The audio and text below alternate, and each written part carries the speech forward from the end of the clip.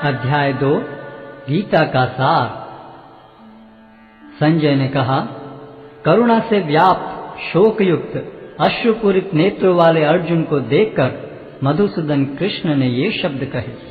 श्री भगवान ने कहा, हे अर्जुन, तुम्हारे मन में यह कलमश आया कैसे?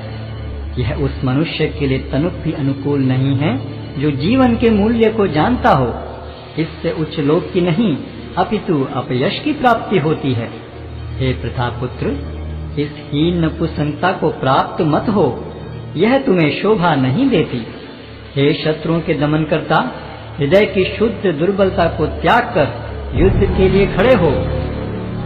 अर्जुन ने कहा, हे शत्रुहंता, हे मधुसूदन, मैं युद्ध भूमि में किस तरह भीष्म तथा द्रोण जैसे पूजनीय व्यक्तियों पर उलटकर बाण चलाऊंगा? ऐसे महापुरुषों को जो मेरे गुरु हैं, उन्हें मारकर जीने की अपेक्षा इस संसार में भीख मांगकर खाना अच्छा है। भले ही वे सांसारिक लाभ के इच्छुक हों, किंतु हैं तो गुरुजन ही। यदि उनका वध होता है तो हमारे द्वारा भोग्य प्रत्येक वस्तु उनके रक्त से सनी होगी। हम यह भी नहीं जानते कि हमारे लिए क्या श्रेष्ठ है, उनको जीतना या उनके द्वारा जीते जाना। यदि हम धृतराष्ट्र के पुत्रों का वध कर देते हैं तो हमें जीवित रहने की आवश्यकता नहीं है, फिर भी वे युद्ध भूमि में हमारे समक्ष खड़े हैं। अब मैं अपनी कृपण दुर्बलता के कारण अपना कर्तव्य भूल गया हूँ और सारा धैर्य खो चुका हूँ। ऐसी अवस्था में मैं आपसे पूछ रहा हूँ कि जो मेरे लिए श्रेयस्कर हो उससे निश्चित रूप से बताएं। अब मैं आपका शिष्य हूँ और आपका शरणागत हूँ, कृपया मुझे उपदेश दें। मुझे ऐसा कोई साधन नहीं दिखता जो मेरी इंद्रियों को सुखाने वाले इस शोक को दूर कर सके। स्वर्ग पर देवताओं के अधिपत्य की तरह इस धन धान्य संपन्न सारी पृथ्वी पर निष्कंटक राज्य प्राप्त करके भी मैं इस शोक को दूर नहीं कर सकूंगा। संजय ने कहा, इस प्रकार कहने के बाद शत्रुओं का दमन करने वाला अर्जुन कृष्ण से बोला, हे गोविंद, मैं युद्ध नहीं करूंगा, और चुप हो गया। हे भरतवंशी धृतराष्ट्र, उस समय दोनों सेनाओं के मध्य शोकमग्न अर्जुन से कृष्ण ने मानो हंसते हुए ये शब्द कहे। श्री भगवान ने कहा, तुम पांडित्यपूर्ण वचन करते हुए उनके लिए शोक कर रहे हो जो शोक करने योग्य नहीं हैं। जो विद्वान होते हैं वे न तो जीवित के लिए न ही मृत के लिए शोक करते हैं। ऐसा कभी नहीं हुआ कि मैं न रहा हूं या तुम न रहे हो, अथवा ये समस्त राजा न रहे हों, और न ऐसा है कि भविष्य में हम लोग नहीं रहेंगे। जिस प्रकार शरीरधारी आत्मा इस शरीर में बाल्यावस्था से तरुणावस्था में और फिर वृद्धावस्था में निरंतर अग्रसर होता रहता है, उसी प्रकार मृत्यु होने पर आत्मा दूसरे शरीर में चला जाता है। धीर व्यक्ति ऐसे परिवर्तन से मोह को प्राप्त नहीं होता। हे कुंती पुत्र, सुख तथा दुख का क्षणिक उदय तथा कालक्रम में उनका अंतर्धान होना सर्दी तथा गर्मी की ऋतुओं के आने जाने के समान है। हे भरतवंशी, वे इंद्रिय बोध से उत्पन्न होते हैं और मनुष्य को चाहिए कि अविचल भाव से उनको सहन करना सीखे। हे पुरुष श्रेष्ठ अर्जुन, जो पुरुष सुख तथा दुख में विचलित नहीं होता और इन दोनों में संभाव रखता है, वह निश्चित रूप से मुक्ति के योग्य है। तत्वदर्शियों ने यह निष्कर्ष निकाला है कि असत का तो कोई चिरस्थायित्व नहीं है, किंतु सत्य अपरिवर्तनीय रहता है। उन्होंने इन दोनों की प्रकृति के अध्ययन द्वारा यह निष्कर्ष निकाला है। जो सारे शरीर में व्याप्त है उसे ही तुम अविनाशी समझो। उस अव्यय आत्मा को नष्ट करने में कोई भी समर्थ नहीं है। अविनाशी, अप्रमेय तथा शाश्वत जीव के भौतिक शरीर का अंत अवश्यम भावी है। अतः हे भरतवंशी, युद्ध करो। जो इस जीवात्मा को मारने वाला समझता है तथा जो इसे मरा हुआ समझता है, वे दोनों ही अज्ञानी हैं, क्योंकि आत्मा न तो मरता है और न मारा जाता है। आत्मा के लिए किसी भी काल में न तो जन्म है न मृत्यु। वह न तो कभी जन्मा है, न जन्म लेता है और न जन्म लेगा। वह अजन्मा नित्य, शाश्वत तथा पुरातन है। शरीर के मारे जाने पर वह मारा नहीं जाता। हे पार्थ, जो व्यक्ति यह जानता है कि आत्मा अविनाशी, अजन्मा, शाश्वत तथा अव्यय है, वह भला किसी को कैसे मार सकता है या मरवा सकता है? जिस प्रकार मनुष्य पुराने वस्त्रों का त्याग कर नए वस्त्र धारण करता है, उसी प्रकार आत्मा पुराने तथा व्यर्थ के शरीरों को त्याग कर नवीन भौतिक शरीर धारण करता है। यह आत्मा न तो कभी किसी शस्त्र द्वारा खंड खंड किया जा सकता है, न अग्नि द्वारा जलाया जा सकता है, न जल द्वारा भिगोया या वायु द्वारा सुखाया जा सकता है। यह आत्मा अखंडित तथा अघुलनशील है। इसे न तो जलाया जा सकता है, न ही सुखाया जा सकता है। यह शाश्वत, सर्वव्यापी, अविकारी, स्थिर तथा सदैव एक सा रहने वाला है। यह आत्मा अव्यक्त, अकल्पनीय तथा अपरिवर्तनीय कहा जाता है। यह जानकर तुम्हें शरीर के लिए शोक नहीं करना चाहिए। किंतु यदि तुम यह सोचते हो कि आत्मा अथवा जीवन का लक्षण सदा जन्म लेता है तथा सदा मरता है, तो भी हे महाबाहु, तुम्हारे शोक करने का कोई कारण नहीं है। जिसने जन्म लिया है उसकी मृत्यु निश्चित है और मृत्यु के पश्चात पुनर्जन्म भी निश्चित है। अतः अपने अपरिहार्य कर्तव्य पालन में तुम्हें शोक नहीं करना चाहिए। सारे जीव प्रारंभ में अव्यक्त रहते हैं, मध्य अवस्था में व्यक्त होते हैं और विनष्ट होने पर पुनः अव्यक्त हो जाते हैं। अतः शोक करने की क्या आवश्यकता है? कोई आत्मा को आश्चर्य से देखता है, कोई इसे आश्चर्य की तरह बताता है तथा कोई इसे आश्चर्य की तरह सुनता है, किंतु कोई कोई इसके विषय में सुनकर भी कुछ नहीं समझ पाते। हे भरतवंशी, शरीर में रहने वाले का कभी भी वध नहीं किया जा सकता। अतः तुम्हें किसी भी जीव के लिए शोक करने की आवश्यकता नहीं है। क्षत्रिय होने के नाते अपने विशिष्ट धर्म का विचार करते हुए तुम्हें जानना चाहिए कि धर्म के लिए युद्ध करने से बढ़कर तुम्हारे लिए अन्य कोई कार्य नहीं है। अतः तुम्हें संकोच करने की कोई आवश्यकता नहीं है।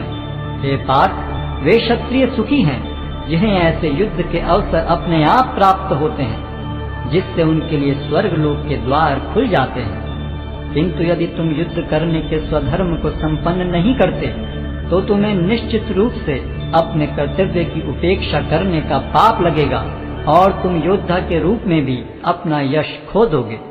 लोग सदैव तुम्हारे अपयश का वर्णन करेंगे और सम्मानित व्यक्ति के लिए अपयश तो मृत्यु से भी बढ़कर है।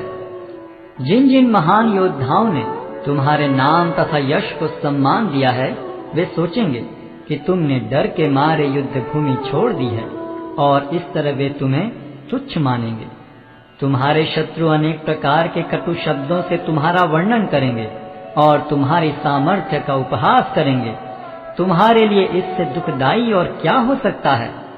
हे कुंती पुत्र, तुम यदि युद्ध में मारे जाओगे तो स्वर्ग प्राप्त करोगे, या यदि तुम जीत जाओगे तो पृथ्वी के साम्राज्य का भोग करोगे। अतः दृढ़ संकल्प करके खड़े हो और युद्ध करो। तुम सुख या दुख, हानि या लाभ, विजय या पराजय का विचार किए बिना युद्ध के लिए युद्ध करो।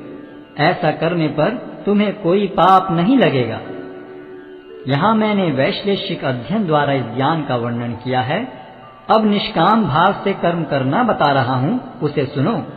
हे प्रतापपुत्र, तुम यदि ऐसे ज्ञान से कर्म करोगे तो तुम कर्मों के बंधन से अपने को मुक्त कर सकते हो। इस प्रयास में न तो हानि होती है न ही ह्रास, अपितु इस पथ पर की गई अल्प प्रगति भी महान भय से रक्षा कर सकती है। जो इस मार्ग पर चलते हैं वे प्रयोजन में दृढ़ रहते हैं और उनका लक्ष्य भी एक होता है। हे कुरुनंदन, जो दृढ़ प्रतिज्ञ नहीं है उनकी बुद्धि अनेक शाखाओं में विभक्त रहती है। अल्पज्ञानी मनुष्य वेदों के उन अलंकारिक शब्दों के प्रति अत्यधिक आसक्त रहते हैं जो स्वर्ग की प्राप्ति, अच्छे जन्म, शक्ति इत्यादि के लिए विविध सकाम कर्म करने की संस्तुति करते हैं। इंद्रिय तृप्ति तथा ऐश्वर्य में जीवन की अभिलाषा के कारण वे कहते हैं कि इससे बढ़कर और कुछ नहीं है।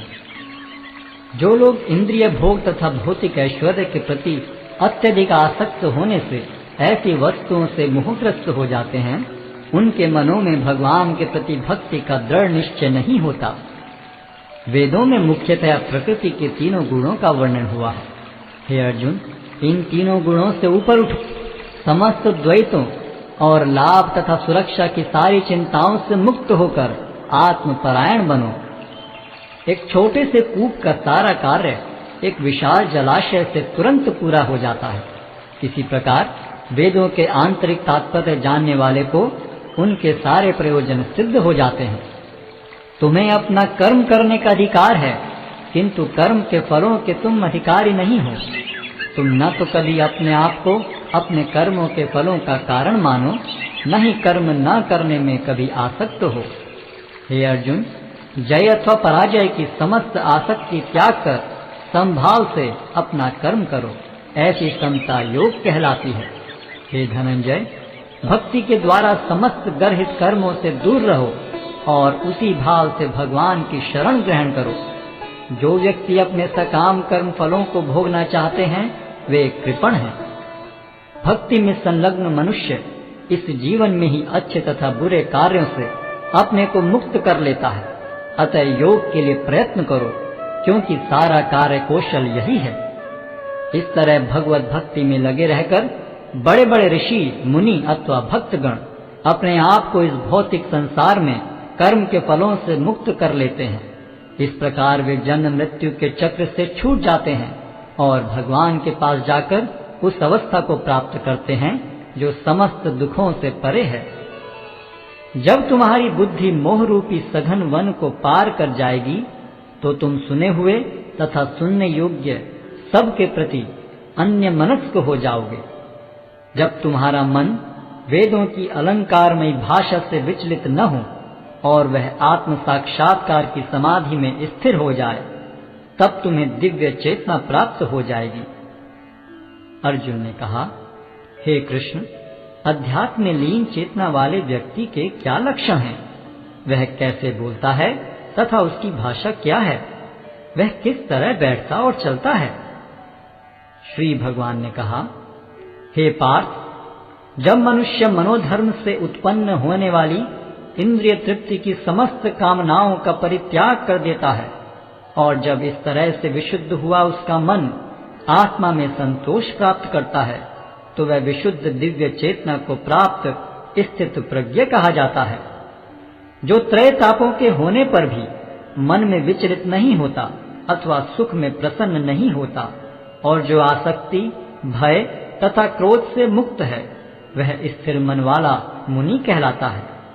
इस भौतिक जगत में जो व्यक्ति न तो शुभ की प्राप्ति से हर्षित होता है और न अशुभ के प्राप्त होने पर उससे घृणा करता है, वह पूर्ण ज्ञान में स्थिर होता है।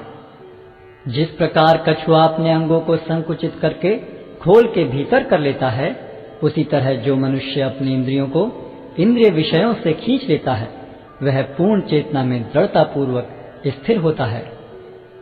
देहधारी जीव इंद्रिय भोग से भले ही निवृत्त हो जाए, पर उसमें इंद्रिय भोगों की इच्छा बनी रहती है।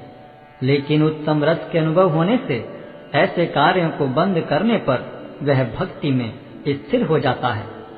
हे अर्जुन, इंद्रियां इतनी प्रबल तथा वेगवान हैं कि वे उस विवेकी पुरुष के मन को भी बलपूर्वक हर लेती हैं, जो उन्हें वश में करने का प्रयत्न करता है। जो इंद्रियों को पूर्णतया वश में रखते हुए इंद्रिय संयम करता है और अपनी चेतना को मुझ में स्थिर कर देता है, वह मनुष्य स्थिर बुद्धि कहलाता है। इंद्रिय विषयों का चिंतन करते हुए मनुष्य की उनमें आसक्ति उत्पन्न हो जाती है और ऐसी आसक्ति से काम उत्पन्न होता है और फिर काम से क्रोध प्रकट होता है। क्रोध से पूर्ण मोह उत्पन्न होता है और मोह से स्मरण शक्ति का विभ्रम हो जाता है। जब स्मरण शक्ति भ्रमित हो जाती है तो बुद्धि नष्ट हो जाती है और बुद्धि नष्ट होने पर मनुष्य भवकूप में पुनः गिर जाता है। किंतु समस्त राग तथा द्वेष से मुक्त एवं अपनी इंद्रियों को संयम द्वारा वश में करने में समर्थ व्यक्ति भगवान की पूर्ण कृपा प्राप्त कर सकता है। इस प्रकार से कृष्ण भावनामृत में तुष्ट व्यक्ति के लिए संसार के तीनों ताप नष्ट हो जाते हैं और ऐसी तुष्ट चेतना होने पर उसकी बुद्धि शीघ्र ही स्थिर हो जाती है।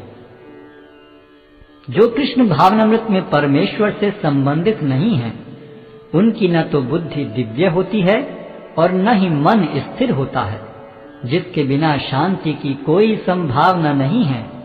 शांति के बिना सुख हो भी कैसे सकता है। जिस प्रकार पानी में तैरती नाव को प्रचंड वायु दूर बहा ले जाती है, उसी प्रकार विचरणशील इंद्रियों में से कोई एक जिस पर मन निरंतर लगा रहता है, मनुष्य की बुद्धि को हर लेती है। अतः हे महाबाहु, जिस पुरुष की इंद्रियां अपने अपने विषयों से सब प्रकार से विरत होकर उसके वश में है, उसी की बुद्धि निस्संदेह स्थिर है। जो सब जीवों के लिए रात्रि है, वह आत्म संयमी के जागने का समय है, और जो समस्त जीवों के जागने का समय है, वह आत्मनिरीक्षक मुनि के लिए रात्रि है। जो पुरुष समुद्र में निरंतर प्रवेश करती रहने वाली नदियों के समान इच्छाओं के निरंतर प्रवाह से विचलित नहीं होता और जो सदैव स्थिर रहता है, वही शांति प्राप्त कर सकता है, वह नहीं जो ऐसी इच्छाओं को तुष्ट करने की चेष्टा करता हो। जिस व्यक्ति ने इंद्रिय तृप्ति की समस्त इच्छाओं का परित्याग कर दिया है, जो इच्छाओं से रहित रहता है और जिसने सारी ममता त्याग दी है तथा अहंकार से रहित है, वही वास्तविक शांति को प्राप्त कर सकता है। यह आध्यात्मिक तथा ईश्वरीय जीवन का पथ है, जिसे प्राप्त करके मनुष्य मोहित नहीं होता। यदि कोई जीवन के अंतिम समय में भी इस तरह स्थित हो, तो वह भगवत धाम में प्रवेश कर सकता है।